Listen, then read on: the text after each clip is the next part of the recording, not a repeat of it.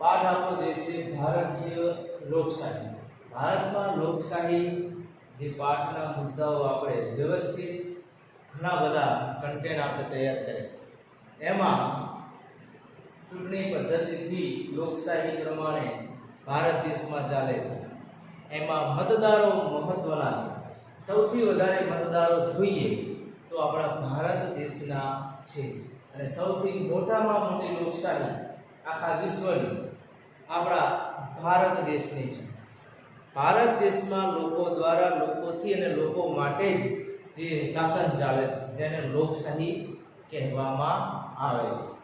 26 જાન્યુઆરી 1950 થી બંધારણ અમલમાં આવ્યું ત્યારથી ભારતમાં પ્રજાસત્તાક દેશ જાહેર કર્યો અને પ્રજાના હાથમાં સત્તા આવી ત્યારથી લોકશાહી આપણા દેશમાં જોવા મળે છે. હવે લોકશાહીની ચૂંટણી આપણે જોઈ, એના ઉમેદવારો વિશે માહિતી મેળવી, મતદારો વિશે માહિતી મેળવી કે વિવિધ પ્રકારના લોકમત કેળવવા વિશેની પણ માહિતી મેળવી. હવે લોકશાહીમાં ગુપ્ત મતદાન પણ એક અગત્યનો મુદ્દો છે. તે આપણો મુદ્દો છે લોકશાહીમાં ગુપ્ત મતદાન.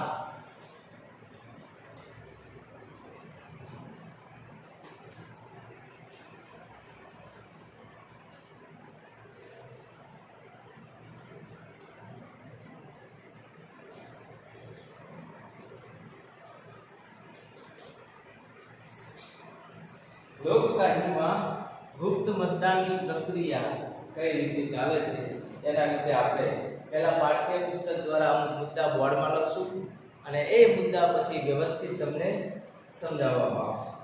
તો જોઈએ, આપણા દેશમાં સંપૂર્ણ ગુપ્ત અને સ્વતંત્ર રીતે મતદાન દ્વારા ચૂંટણી યોજાય છે. સંપૂર્ણ ગુપ્ત અને સ્વતંત્ર રીતે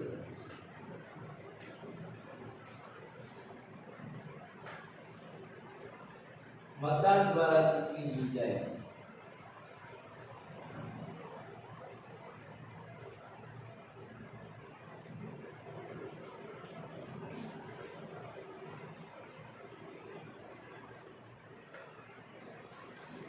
મતદાન દ્વારા ચૂંટણી યોજાય છે.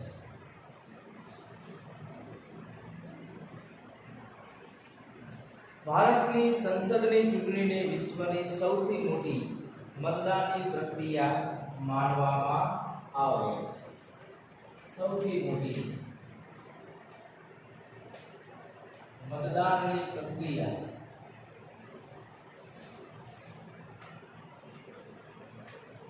સંસદને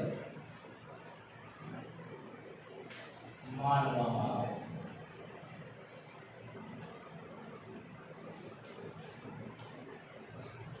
આવે છે. ચૂંટણી વખતે વિવિધ પક્ષો, સંગઠનો અને અપક્ષ ઉમેદવાર ચૂંટણી લડે છે. વિવિધ પક્ષો, સંગઠનો અને અપક્ષ ઉમેદવાર ચૂંટણી લડે છે.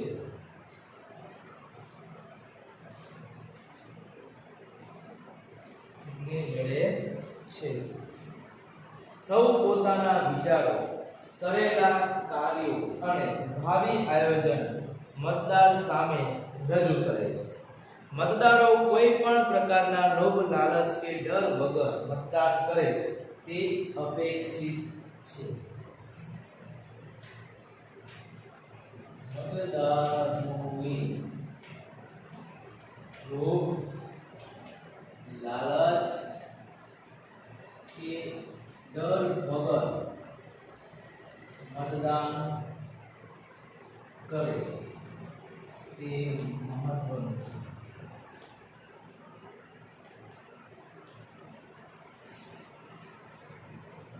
તે બહુ જ મહત્વનું હોય છે, કેમ કે કોઈનો પણ ડર રાખ્યા વગર આપણે જોઈએ છે ચૂંટણી જ્યારે આવે છે ત્યારે કંઈક આપણે પ્રક્રિયા જોઈએ છે કે લોકો કેવું કરે છે. લોભ લાલચ અને કોઈનો ડર રાખતા હોય છે કે કોઈ સમયે તમને કંઈક લોભ આપવામાં આવે છે, લાલચ આપવામાં આવે છે અને કોઈ મતદાર મતદાન કરવા નથી જતા, કારણ કે એને કંઈક લેવાની એ ઉમેદવાર પાસેથી લાલચ હોય છે. તો આવી બધી પ્રક્રિયા કરવી જોઈએ નહીં. ચૂંટણી પ્રક્રિયા દરમિયાન ગુપ્ત મતદાનને મહત્વ આપવામાં આવ્યું છે.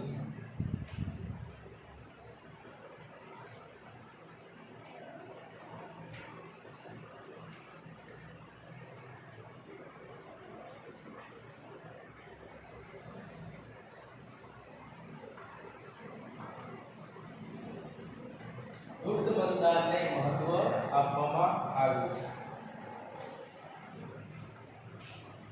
ચૂંટણી પ્રક્રિયામાં જે મહત્વ છે એમાં ગુપ્ત મતદાન રાખવામાં આવે છે, જે પ્રત્યક્ષ હોય છે અને પરોક્ષ પણ હોય છે. મતદારને મત આપવો ગુપ્ત રાખવાનો અધિકાર મળ્યો છે. મતદારને પોતાનો મત ગુપ્ત રાખવાનો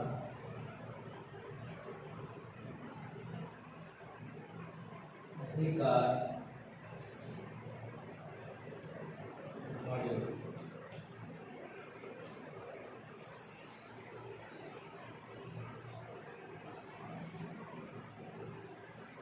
ચૂંટણી પ્રક્રિયામાં જોડાયેલા સૌ કર્મચારીઓ, સેનાના સૈનિક પણ ચૂંટણીમાં મતદાન કરી શકે તેવી વ્યવસ્થા ચૂંટણી મતદાન દ્વારા કરવામાં આવી છે.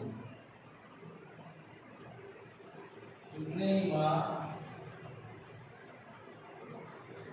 જોડાયેલા સૌ કર્મચારીઓ,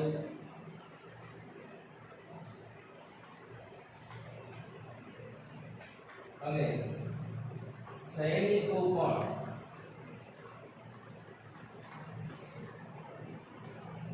મતદાન કરે એવી વ્યવસ્થા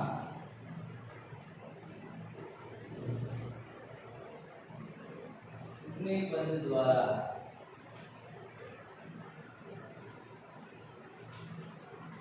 કરવામાં આવે છે.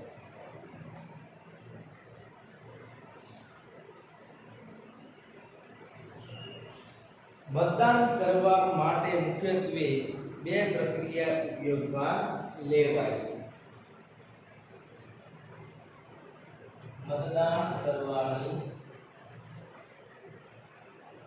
બે પ્રક્રિયા ઉપયોગમાં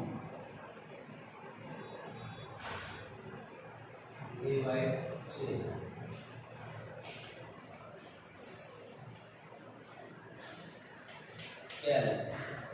મતપત્રકો દ્વારા મતદાન.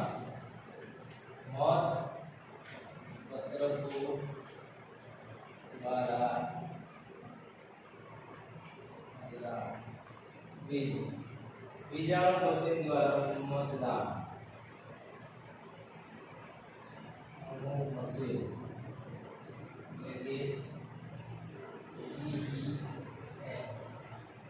દ્વારા મતદાન.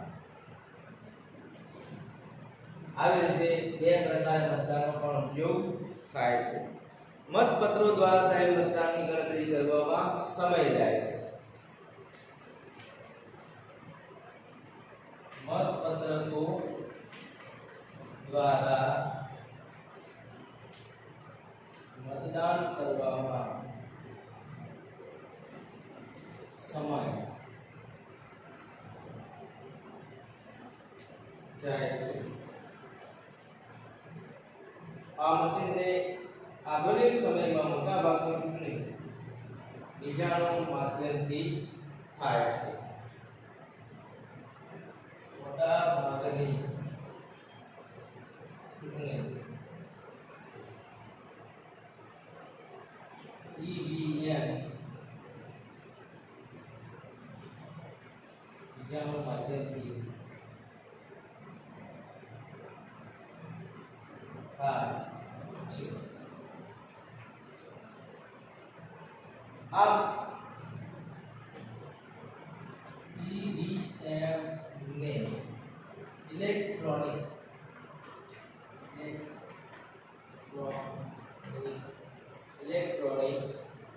वोटिंग मशीन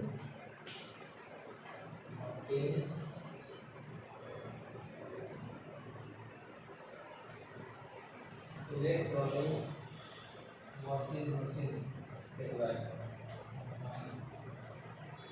આવે છે તેનાથી મત ગણતરી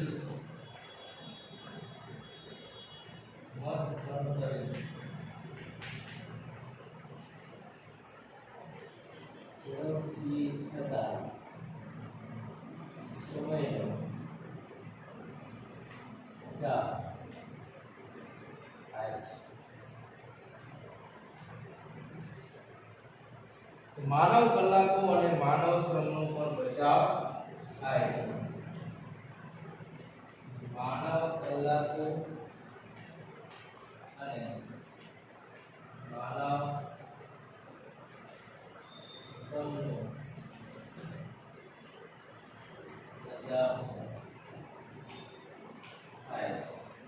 કાગળનો બચાવ થતો હોવાથી પર્યાવરણનું નુકસાન પણ અટકાવી શકાય. કાગળનો બચાવ થતા પર્યાવરણનું નુકસાન અટકાવી શકાય.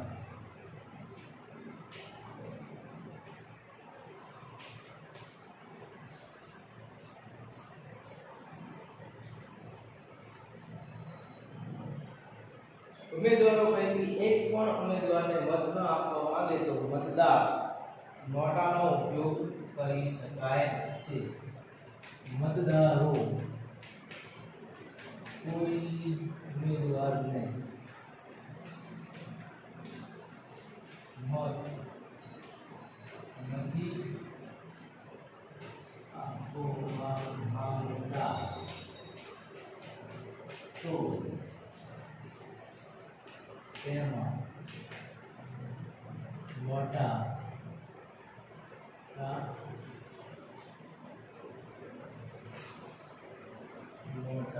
નો ઉપયોગ કરી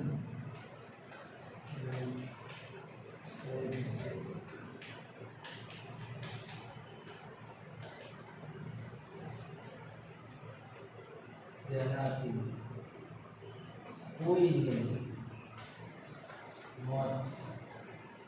મળતું નથી.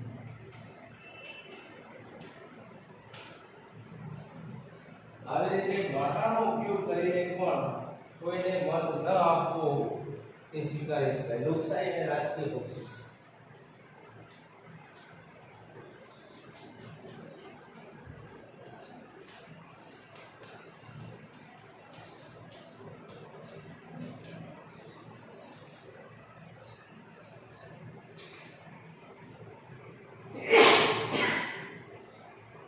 આપણો જે મુદ્દો છે લોકશાહી અને રાજકીય પક્ષો.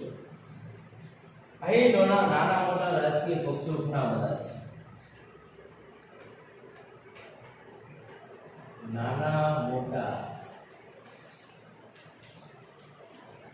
રાજકીય પક્ષો ઘણા બધા હોય છે.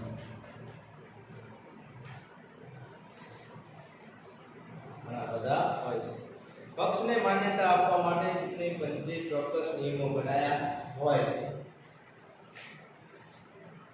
પક્ષને માન્યતા આપવાના ચોક્કસ નિયમો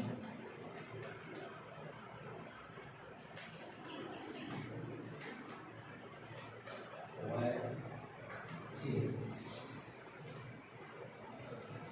રાષ્ટ્રીય કે પ્રાદેશિક પક્ષ તરીકે ચૂંટણી પંચ ચોક્કસ નીતિ અને નક્કી કરેલા ધોરણોને આધારે માન્યતા આપે છે. એટલે કે રાજકીય પક્ષ કે રાષ્ટ્રીય પક્ષ તરીકેની અમુક કાયદા અને નિયમ પ્રમાણે માન્યતા મળે છે. રાજકીય પક્ષ કે રાષ્ટ્રીય પક્ષ માન્યતા ચૂંટણી પંચ આપે છે. ચૂંટણી પંચ આપે છે. એની માન્યતા ચૂંટણી પંચ આપે. રાજકીય પક્ષ ઓછામાં ઓછા 4 રાજ્યમાંથી ચૂંટણી લડે અને આ 4 રાજ્યમાંથી છેલ્લી ચૂંટણીમાં કુલ મતદાનના 4% મત મેળવનાર રાજકીય પક્ષને રાષ્ટ્રીય પક્ષ અને અન્ય પક્ષને પ્રાદેશિક પક્ષની માન્યતા મળે છે. કોઈ 4 રાજ્યમાંથી ચૂંટણી લડીને 4% મતદાન મેળવે તો રાષ્ટ્રીય પક્ષની માન્યતા મળે છે. 4 રાજ્યોમાંથી ચૂંટણી લડે અને 4 રાજ્યોમાંથી 4% જો મતદાન એને મળે તો જ એને રાષ્ટ્રીય પક્ષ બનાવવામાં આવે છે. તો આવી રીતે ચૂંટણી પંચ દ્વારા ઘણી બધી માહિતી અનુસાર 10 માર્ચ 2014 સુધી દેશમાં 1593 રાજકીય પક્ષ અને 239 છેલ્લે એમાં વધારો થયેલો જોવા મળે છે. તો આપણા દેશમાં અહીંયા ઘણા બધા પ્રકારના પક્ષો છે, જેમાં ભારતીય રાષ્ટ્રીય કોંગ્રેસ, ભારતીય જનતા પક્ષ મુખ્ય રાજકીય પક્ષો કહેવાય. કોંગ્રેસ અને ભાજપ એ મુખ્ય રાજકીય પક્ષો છે અને રાષ્ટ્રીય પક્ષો પણ કહેવાય છે. એમાં એ ઉપરાંત બીજા પક્ષ પણ છે, Bahujan Samajwadi party, communist party of India, communist party of India અને રાષ્ટ્રીય કોંગ્રેસ પાર્ટી જેવા રાષ્ટ્રીય સ્તરના પક્ષો છે. આ ઉપરાંત Shivsena, Trinamool Congress, Samajwadi party, Dravida Munnetra Kazhagam, all India Anna Dravida અને આમ આદમી પાર્ટી, જે હાલમાં આમ આદમી પાર્ટી જે આપણી રાજધાની દિલ્હીમાં એનું શાસન છે. જનતા દળ યુનાઇટેડ, રાષ્ટ્રીય જનતા દળ જેવા પ્રાદેશિક પક્ષો પણ છે. બિહાર, પશ્ચિમ બંગાળ, આ બધી જગ્યાએ યુરોપમાં ઉત્તર પ્રદેશમાં જોવા મળે. રાષ્ટ્રીય પક્ષ તરીકે માન્ય પક્ષની માન્યતા મેળવેલ મતના આધારે રદ થઈ શકે છે. રાષ્ટ્રીય પક્ષની માન્યતા ઓછા ટકામાં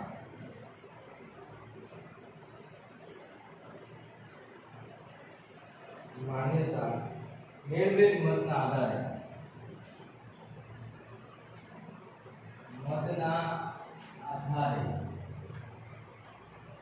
રદ પણ થઈ શકે છે.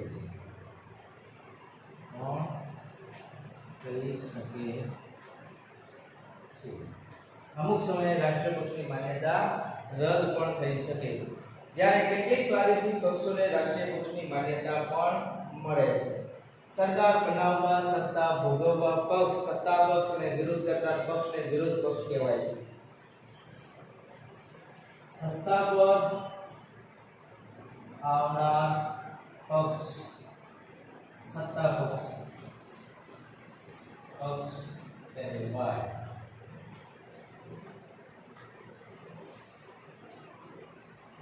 વિરોધી પક્ષને વિરોધ પક્ષ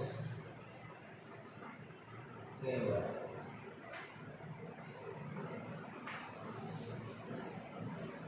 નીતિ વિષયક સરકારનો નીતિ વિષયક લોકતાંત્રિક ઢબે વિરોધ દર્શાવીને લોકમત ઘડતરનું કાર્ય કરે છે. જરૂર પડે તેવા સામાજિક અને જાહેર હિત ધરાવતા પ્રશ્નોમાં સરકારને સહકાર આપે તે તંદુરસ્ત લોકશાહીમાં અપેક્ષિત છે. અમુક સમયે વિરોધ પક્ષ પણ કોઈ એવા કારણે એ સત્તા પક્ષને પણ સાથ આપે છે. સરકાર પક્ષ અને વિરોધ પક્ષના સમતોલ સંબંધો ઉપર લોકશાહીની સફળતાનો આધાર છે. આ બંને પર લોકશાહીની સફળતાનો આધાર છે.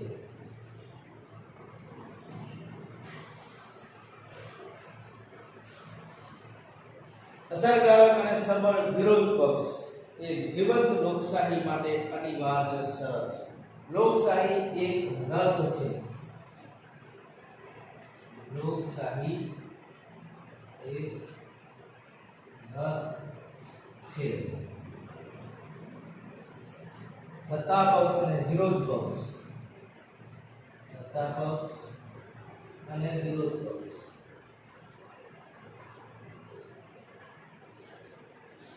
લોકશાહી રચના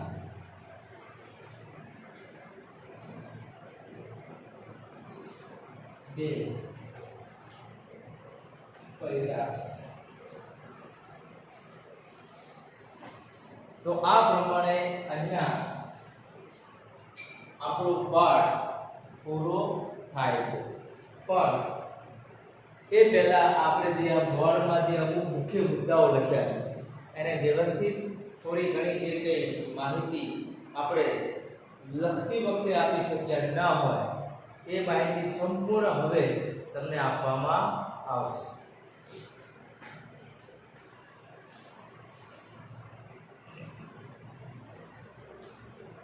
તો લોકશાહીમાં ગુપ્ત મતદાન, તો એના વિશે આપણે માહિતી મેળવીએ. સંપૂર્ણ ગુપ્ત અને સ્વતંત્ર રીતે મતદાન દ્વારા ચૂંટણી યોજાય છે. તમારા ગામમાં કે ગમે તે જગ્યાએ મતદાનની ચૂંટણી થાય છે તો ગુપ્ત રાખવામાં આવે છે. ચારે બાજુ કોઈ ગોઠવેલું હોય જેથી કરીને તમે મતદાન કરો તો કોઈ જોઈ શકે નહીં અને તમે સ્વતંત્ર છો. તમે ઈચ્છા પડે એ વ્યક્તિને મતદાન આપી શકો છો. સૌથી મોટી મતદાનની પ્રક્રિયા સંસદને માનવામાં આવે છે. સંસદની પ્રક્રિયા જે છે સૌથી મોટામાં મોટી મતદાનની પ્રક્રિયા હોય છે. ત્યારે ચૂંટણી પંચને ઘણો બધો ખર્ચ આવે છે. કારણ કે લોકસભાની ચૂંટણી કરો તો એમાં 545 સભ્યો હોય છે અને આ 545 સભ્યોની દરેક રાજ્યમાંથી ચૂંટણી થતી હોય એટલે આ ચૂંટણી પ્રક્રિયા મોટામાં મોટી માનવામાં આવે છે. વિવિધ પક્ષો, સંગઠનો અને અપક્ષ ઉમેદવારો ચૂંટણી લડે છે. વિવિધ પક્ષના હોય કોંગ્રેસ, ભાજપ, બસપા, રાજપા, આપ સરકાર, આવા વિવિધ પ્રકારના પક્ષ છે. એ સિવાય વિવિધ સંગઠનો પણ આ ચૂંટણીમાં લડે છે અને પક્ષ વગરના અપક્ષ ઉમેદવારો પણ આ ચૂંટણીમાં ભાગ લઈ શકે છે. મતદારોએ લોભ, લાલચ કે ડર વગર મતદાન કરે તે મહત્વનું છે. જે મતદાન કરવા જાય છે એ કોઈ પણ પ્રકારનો લોભ રાખ્યા વગર કે લાલચ મેળવ્યા રાખ્યા વગર કે કોઈનો ડર રાખ્યા વગર પણ મતદાન કરે એ આ લોકશાહીમાં અનિવાર્ય છે. એ બહુ જ મહત્વની વસ્તુ છે જે દરેક વ્યક્તિના વ્યક્તિત્વ વિચારસરણી ઉપર મહત્વ ધરાવે છે.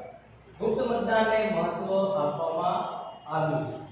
કોઈ પણ જગ્યાએ ગમે ત્યારે મતદાન કરવાનું થાય તો ગુપ્ત મતદાન થાય છે. તમે કોને મત આપો છો એ કોઈ જોઈ શકતું નથી. એ તમને એકને જ ખબર હોય છે કે તમે કોને મત આપ્યો. એટલે કે ગુપ્ત મતદાન પદ્ધતિ છે. મતદારને પોતાનો મત ગુપ્ત રાખવાનો અધિકાર મળ્યો છે.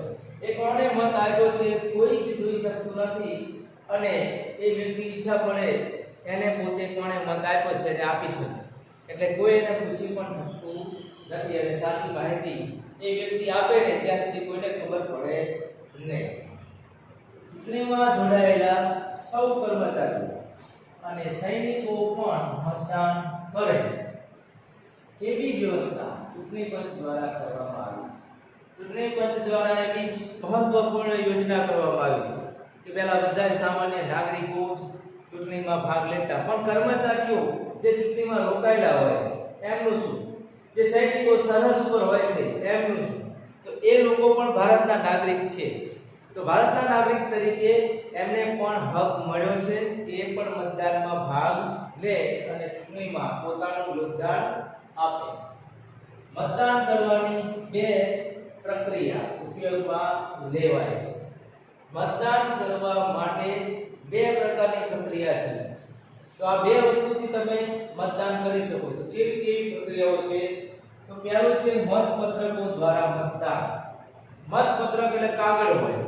કાગળ ઉપર જે તે વ્યક્તિના ફોટા કે સિમ્બોલ આપેલા હોય એમાં આપણે ઈચ્છા પડે એ વ્યક્તિ ઉપર થંબ લગાવવાનો હોય અને આવી રીતે એ મતદાન કરવામાં આવે છે. એટલે કે કાગળ ઉપર મતદાન થાય છે અને એ કાગળને વાળીને પેટીમાં નાખવાનો હોય. બીજી પદ્ધતિ છે વીજાણુ મશીન દ્વારા મતદાન. વીજાણુ મશીન એટલે તમે ઈવીએમ મશીનનું નામ સાંભળ્યું છે, ઇલેક્ટ્રોનિક વોટિંગ મશીન. તો આ ઈવીએમ મશીન ઇલેક્ટ્રોનિક છે. ત્યાં જઈને તમારે કોઈ કાગળ કે બોલપેન કે સીનો ઉપયોગ કરવાનો હોતો નથી. એમાં જે વ્યક્તિને તમારે મતદાન કરવું હોય છે એ વ્યક્તિના ફોટા અને એનો સિમ્બોલ હોય છે. ભાજપ પક્ષનો હોય તો ભાજપ કમળનો હોય ને એ વ્યક્તિનો ફોટો હોય. એની સામે જે પ્રકારનું બટન હોય છે વાદળી બટન, એ બટન તમારે દબાવીને ત્યાં એક બીપ એવો કંઈક અવાજ આવે કે તમે મતદાન કરી દીધું છે, લાલ લાઈટ થઈ જાય. એટલે આવી રીતે ઇલેક્ટ્રોનિક વોટિંગ મશીનથી પણ મતદાન ઝડપથી થાય છે. એમાં કોઈ પણ પ્રકારના કાગળ ઉપર થંભ લગાવવાના કે વિવિધ પ્રકારના કાગળ વાળવા કે પેટી નાખવા, વિવિધ પ્રકારના પ્રક્રિયામાંથી અહીંયા બાદ થઈને ફક્ત જઈને જે વ્યક્તિ ગમે એને ચાપ દબાઈને બેઠા તરત જ એ મશીનમાં એની નોંધ થઈ જાય છે. એટલે ઝડપથી કાર્ય કરે છે. તો મતપત્રકો દ્વારા મતદાન કરવામાં સમય જાય છે. હવે મતપત્રક દ્વારા મતદાન કરવામાં ઘણો સમય જાય.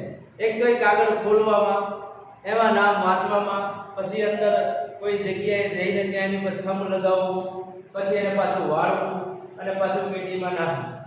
આવી વિવિધ પ્રક્રિયામાં સમય જાય. અને બીજું કે જ્યારે આ મતપત્રકમાં ગણતરી કરવામાં આવે તો એને કાગળ ખોલીને ગણતરી કરવામાં આવે.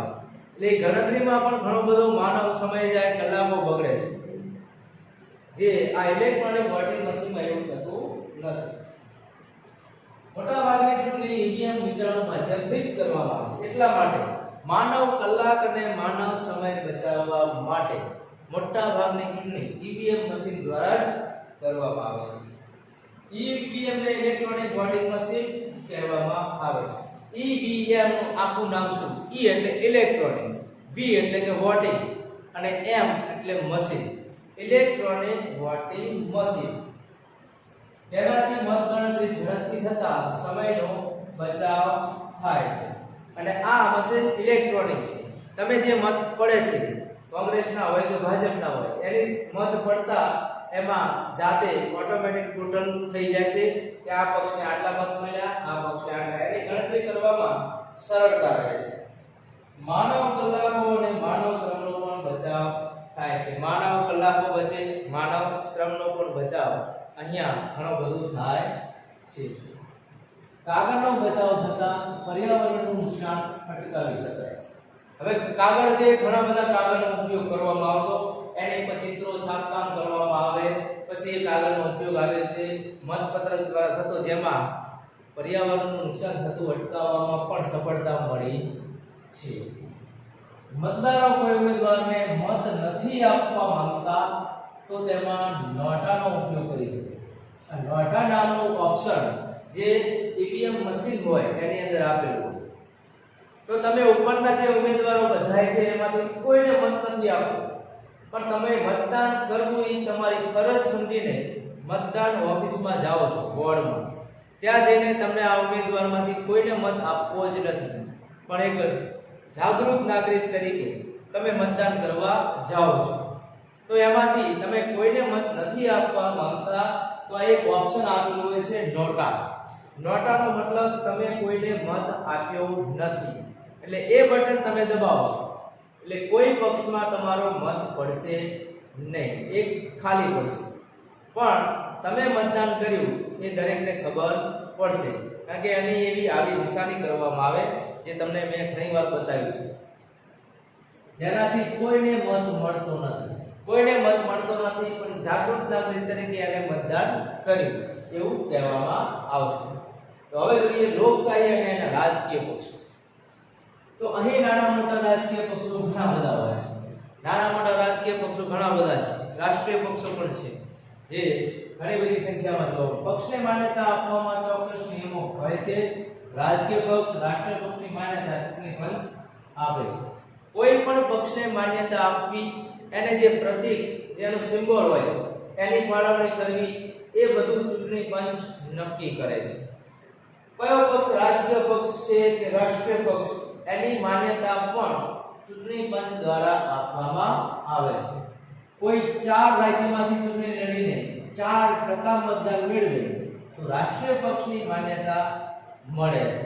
હવે કોઈ રાજકીય પક્ષ બન્યા પછી એ આંતરરાષ્ટ્રીય રાષ્ટ્રીય સ્તરે રાષ્ટ્રીય પક્ષ બનાવવા માંગે તો એને કોઈ 4 રાજ્યમાંથી ચૂંટણી લડી હોવી જોઈએ અને 4 રાજ્યમાંથી ચૂંટણી લડે તેમાં 4% મત પણ એને મળેલા હોવા જોઈએ. જો 4% થી વધારે એને મત મળે છે તો એને રાષ્ટ્રીય પક્ષની માન્યતા આપવામાં આવે છે.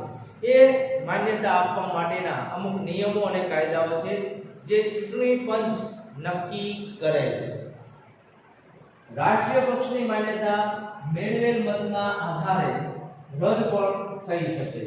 જેવી રીતે રાજકીય પક્ષની માન્યતાને રાષ્ટ્રીય પક્ષની માન્યતા મળે છે તો એવી રીતે રાષ્ટ્રીય પક્ષને માન્યતા રાષ્ટ્રીય પક્ષ બન્યા પછી પણ જો ચૂંટણીમાં ભાગ લે અને 4% કરતા વધારે મતદાન એને પછી એ નથી મળતા અને આવી રીતનું 1-2 વખત થાય તો એ રાષ્ટ્રીય પક્ષની માન્યતા પણ રદ કરવાની સત્તા આ ચૂંટણી પંચને આપવામાં આવી છે. તો આવી રીતે સત્તા પર આવનાર પક્ષ સત્તા પક્ષ તરીકે ઓળખાય છે. જે રાજ્યમાં કે જે દેશ આપણા દેશમાં જે પક્ષનો લોકો બહુમતીથી જીતી જાય એ પક્ષના કોઈ વ્યક્તિ દેશનું સંચાલન કરશે અથવા રાજ્યનું સંચાલન કરશે. રાજ્યમાં મુખ્યમંત્રી બનશે, દેશમાં વડાપ્રધાન બનશે. એટલે એને સત્તા ઉપર આવનાર સત્તા પક્ષ કહેવામાં આવે છે. વિરોધી પક્ષને વિરોધ પક્ષ કહેવામાં આવે છે. હવે એની સામે જે થોડા ઓછા મતથી હારી જાય એવા કોઈ પક્ષ છે તો એ પક્ષ એનો વિરોધ પક્ષ કહેવાય. એનું સ્થાન પણ સંસદમાં વિધાનસભામાં હોય છે તો એને વિરોધ પક્ષ કહેવામાં આવે છે. એટલે કે સત્તા ઉપર બેસનાર જે વ્યક્તિ હોય એ કોઈ કૌભાંડ ના કરે, ભ્રષ્ટાચાર ના કરે, એને જે કરેલા કાર્યો છે એના હિસાબો માંગવાનું કામ આ વિરોધ પક્ષનું છે. એટલે આ બંને પર લોકશાહીની સફળતાનો આધાર છે. એટલા માટે જ કહેવામાં આવે છે લોકશાહીનો સફળતાનો આધાર આ બે પક્ષ ઉપર છે, સત્તા પક્ષ અને વિરોધ પક્ષ. કારણ કે સત્તા ઉપર હોય એ પોતાની સત્તાનો દુરુપયોગ ન કરી શકે એના માટે વિરોધ પક્ષ છે. વિરોધ પક્ષ એની ખામીઓ કાઢે, એની ભૂલ, નિષ્ફળતાઓ અને ખામીઓ લોકો સમક્ષ મૂકશે. સત્તા ઉપર બેસનાર પક્ષ પોતાની સિદ્ધિઓ, પોતાએ કરેલી યોજનાઓ એના જ વખાણ કરશે. હવે સત્તા ઉપર બેસે એ વ્યક્તિની આપણે સિદ્ધિઓની યોજનાની ખબર પડે કારણ કે એ પોતે એના ભાષણમાં એના જ ગુણગાન ગાય છે. પણ વિરોધ પક્ષનું જ્યારે ભાષણ હોય, વિરોધ પક્ષ જ્યારે કોઈ પ્રજા વચ્ચે આવીને લોકમત મેળવવા આવે છે તો એ સત્તા ઉપર આવેલા વ્યક્તિઓ એને જે ભૂલ કરી હોય, એને જે નિષ્ફળતાઓ મેળવી છે, એને જે યોજનાઓમાં જે ખામી હોય, મર્યાદાઓ હોય કે જે કંઈ કૌભાંડ કે ભ્રષ્ટાચાર કર્યું હોય એ લોકો સમક્ષ આંકડા સાથે માહિતી લોકોને આપશે. અને આવી રીતે લોકમત મેળવવા બંને પક્ષ એ પ્રજા પાસે માંગણી કરતા હોય છે, પ્રજાને સાચી હકીકત આપતા હોય છે. એટલા માટે લોકશાહી એક રથ છે અને સત્તા પક્ષ અને વિરોધ પક્ષ લોકશાહી રથના બે પૈડા કહેવાય. તો આવી રીતે લોકશાહી એટલે કે લોકો એક જાતનો રથ છે. તો એ રથને ચલાવવા માટેના બે પૈડા જે સત્તા પક્ષ છે અને વિરોધ પક્ષ છે આ બંને એનું સંચાલન કરે છે. તો આવી રીતે આખા લોકશાહીમાં ભારતીય લોકશાહી જીવંત રહી છે લોકો દ્વારા. પ્રજા જ એનું સંચાલન કરે છે, પ્રજા જ એ વ્યક્તિને સત્તા ઉપર બેસાડે છે, પ્રજા જ એને નીચે પછાડી શકે. કોઈ પક્ષનો ઊંચા વર્ગ સુધી પહોંચાડવાનું કામ પ્રજાનું છે અને જો કોઈ પક્ષ સારું કામ ન કરે તો પણ એને પછડાટ લાવવાનું કામ પણ પ્રજા કરે છે. એટલે કે લોકો દ્વારા લોકશાહી ચાલે છે અને સંચાલન ચાલે છે. તો આવી રીતે અહીંયા આપણો આ ટોપિક પૂરો થાય છે. અહીંયા પાઠમાં જે આપણું સ્વાધ્યાય છે તે તમારું હોમવર્ક જે પાઠ્ય તમારી પાકે ચોપડામાં જે પ્રમાણે આપણે લખતા રહે એ પ્રમાણે લખી નાખ્યું. Thank you.